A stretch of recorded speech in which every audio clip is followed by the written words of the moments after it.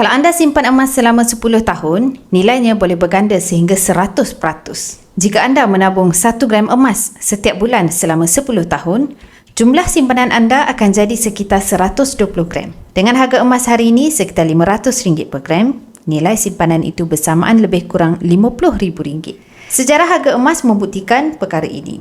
Dalam tempoh 5 tahun lepas sahaja, harga emas naik hampir 93%. Dan kalau kita lihat lebih panjang, 20 tahun lepas, kenaikan mencecah 600%.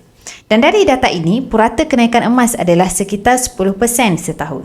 Maksudnya, dalam masa 10 tahun, kenaikan emas boleh cecah sehingga 100%. Sebab itu, emas sesuai dijadikan simpanan jangka panjang sekurang-kurangnya 2 tahun ke atas. Ia sangat sesuai untuk matlamat besar seperti simpanan untuk beli rumah, menunaikan haji, persaraan ataupun pendidikan anak-anak. Public Gold memudahkan semua orang menyimpan emas tanpa caj tersembunyi daripada pelajar, pekerja sehinggalah pesara. Anda boleh mula serendah RM100 dan kumpul gram emas sedikit demi sedikit.